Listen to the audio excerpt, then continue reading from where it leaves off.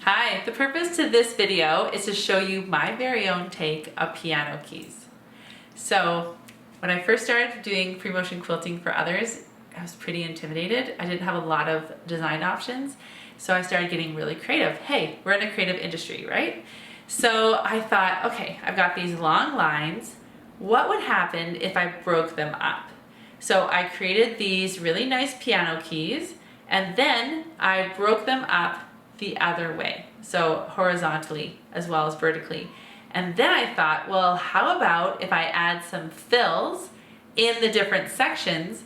Then it would add a lot of creative texture and it'd be more fun for me. Because really, like, why do I quilt in the first place? Because it's lots of fun. And it's fun for my brain to do different things.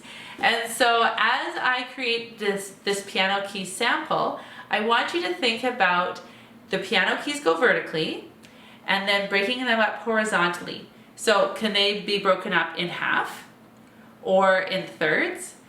So quite often when I do fills for clients, I will have a piano key within a feather border. So I'll create the line for the feather, and then I'll add the feather on one side and the piano keys on the other side. That's really fun.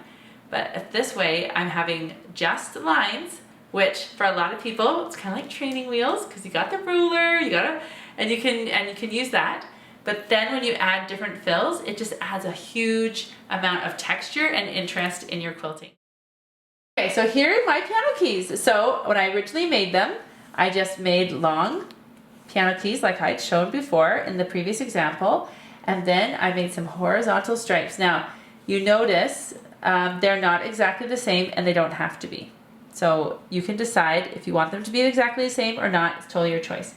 And then I'm kind of doing an elongated checkerboard. Why not? You can call it what you want. So I'm going to come in here and do this line fill and then just travel along. Now remember, use the existing lines to travel. So I'm just going to travel along here, fill this in, fill, fill, fill, fill, fill, fill. And then if I need to travel back up here, fill, fill, fill, and then travel along. And then I've just come down. So now I'm going to fill. So I can actually fill all of these ones, every other one, come back every other one, come back every other one, or I can work how I was doing that way. So you can experiment and you can try that for yourself. Okay. So now you're just going to watch me quilting as I go.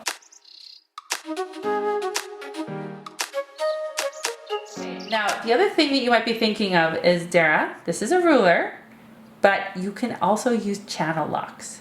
So for people who have the channel locks on the machine, which we should all have, you can actually create your whole piano key by engaging your channel locks in your long arm quilting machine.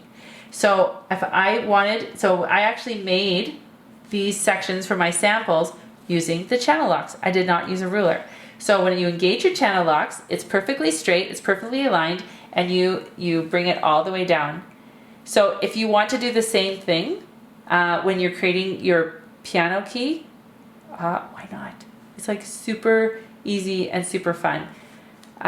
If it's getting a little bit tricky to change your channel locks, use a ruler, because that's fun too. So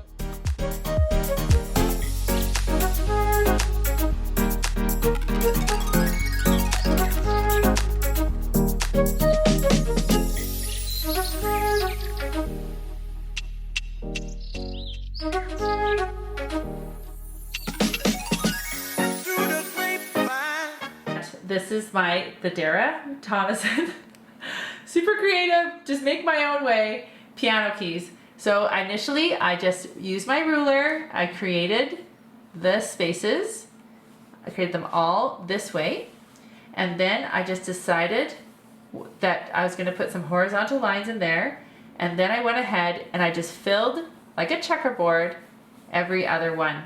And so, like, don't you just want to like put your hand across it and just have that really fun texture? Now, consider a few things about this sample. This is using a contrasting thread because I want you to see what I'm doing. But if you want it to be more blending and just more focus on the actual texture, so having the fabric come out so it's more like a trapunto look, then use a blending thread. The other thing is you could do it even more of a fill. So depending on the contrast. Another thing that you could then go back in and you could create another look in here by creating just a line in there. That would be more work, but hey, why are we doing this in the first place? Because we want to have fun and we want to make this our own. So I give you 100% permission to do piano keys. You can do them in half, you can do them in thirds, you can even do them in fourths. The main purpose of this is A, to get more comfortable with quilting, B, make it your own, and C, using things like rulers and channel locks to help you create new and interesting looks on your quilt. Thank you so much for watching my Dara Tomasson version of piano keys. Please leave comments below of what you liked and what you didn't like when you tried it yourself. I totally want to see what you've done. And I also want to see if you use the ruler or your channel locks. So in the notes below, tell me, ruler all the way, channel locks. So that way I can then share with other students what worked best for them. You can send me a DM. You can tag me on Instagram. I'm Dara Tomasson on Instagram, daratomasson.com. And I would love to see if you have any more suggestions of videos that you want to hear or watch or see, just put them in the notes there. Have fun quilting.